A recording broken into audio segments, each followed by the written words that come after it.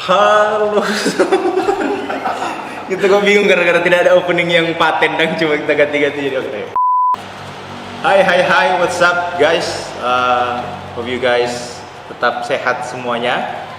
Kita kembali lagi di Ayo Belajar.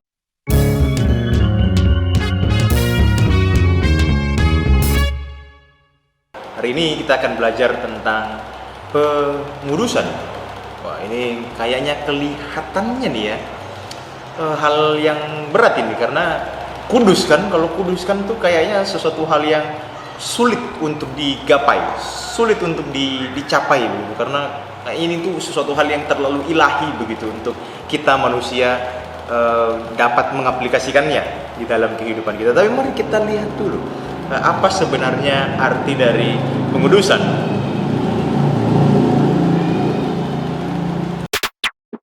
Pengudusan berarti dalam bahasa Yunani itu disebut dengan kadosh, atau yang dalam pengertiannya itu dikhususkan atau dipisahkan dari hal-hal yang lain. Kalau kita lihat di dalam Perjanjian Lama, Abraham ketika dipanggil oleh Allah, pada saat itu namanya masih Abram, dia dikhususkan oleh Allah, dia dikadoshkan oleh Allah supaya dia tidak bersama-sama dengan orang-orang di kampung halamannya. Dia pergi ke tanah Kanaan untuk membuat suatu bangsa sesuai dengan janji Tuhan kepada dia. Nah, itu dia awal mula istilah pengudusan dipakai di dalam Alkitab. Kemudian itu pun digunakan di dalam kehidupan kekristenan kita.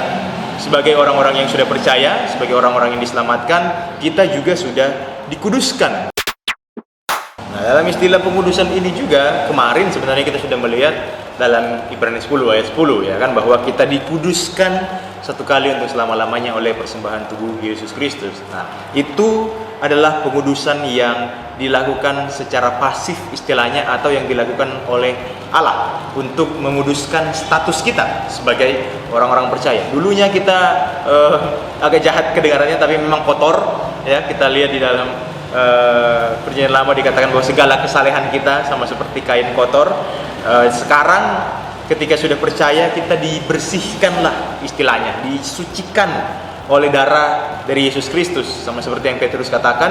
Kemudian kita menjadi kudus, menjadi putih, menjadi bersih status kehidupan kita. Karena ketika manusia berdosa kan, kita merusak gambar dan rupa Allah. Ya, manusia diciptakan sesuai dan seturut dengan gambar dan rupa Allah. Ketika kita berdosa, gambar itu dirusakkan. Tapi kemudian kita dikuduskan dengan harapan gambar itu kembali lagi, gambar dan rupa Allah kembali lagi dalam kehidupan manusia. Maka dari itu kita dikuduskan.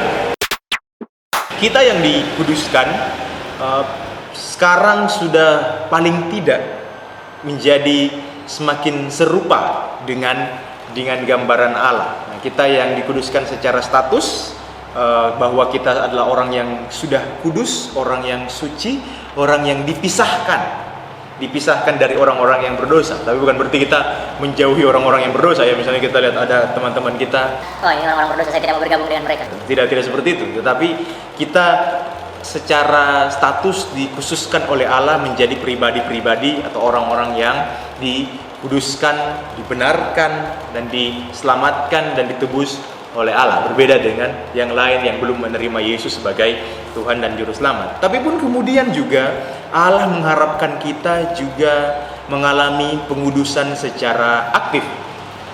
Maksudnya adalah supaya kita menjadi pribadi-pribadi yang dalam kehidupan kita, tadi kan kita sudah dikuduskan dan semakin serupa dengan gambar dan rupa Allah. Nah, Allah mau itu semakin serupa lagi dari hari ke hari. Maka dari itu mari kita lihat satu contoh yang baik dari Rasul Paulus kepada Timotius dalam 2 Timotius ya. Ayat yang ke pasal 2, ayatnya yang ke 21 dah.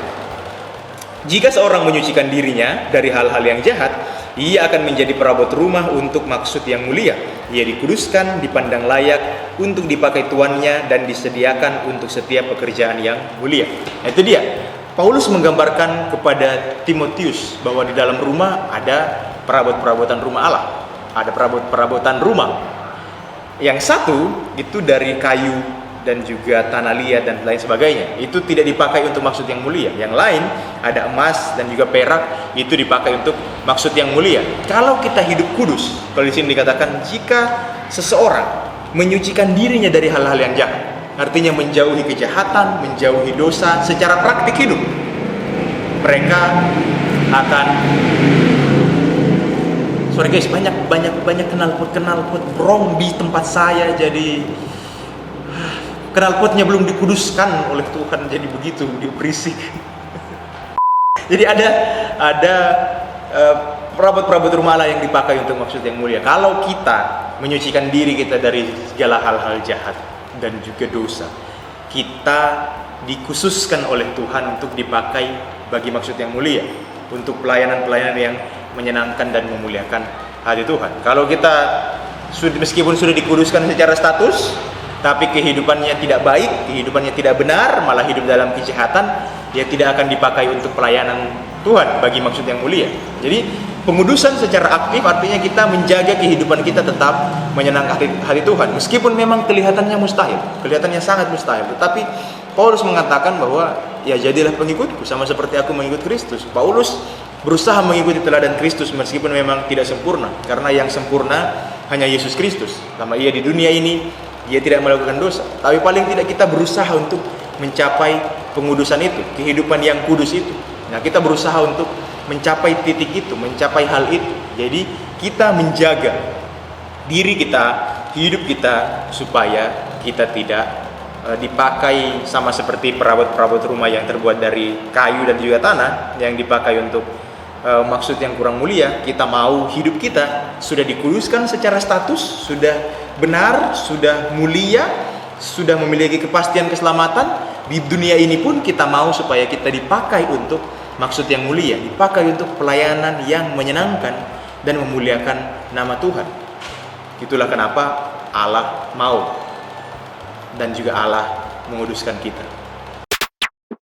Alright guys, itu dia tentang pengudusan. Saya berharap kita bisa benar-benar melakukan dan berusaha hidup kudus, karena memang kadang-kadang orang males karena wah susah banget ini. Kita kan kalau ujian tuh ada soal yang susah kita pasti skip ya. Kalau ada ujian, ada soal-soal yang susah kita skip, cari soal-soal yang gampang. Nah, ini memang susah untuk mau dibilang kudus, tapi ya kita belajar menyucikan diri dari hal-hal yang jahat, menjauhkan diri, karena ketika Allah menebus kita, ya seperti yang dikatakan oleh Petrus, dibayar dengan darah yang mahal, tidak bisa dibandingkan dengan apapun yang ada di dunia ini. Jadi kita pun harus berusaha keras untuk mencapai kekudusan hidup secara praktik. Alright guys, sampai jumpa di video-video selanjutnya. Jangan lupa subscribe, nyalakan notifikasi, share, like, dan juga komen. Dan sampai jumpa di video selanjutnya. God bless you all.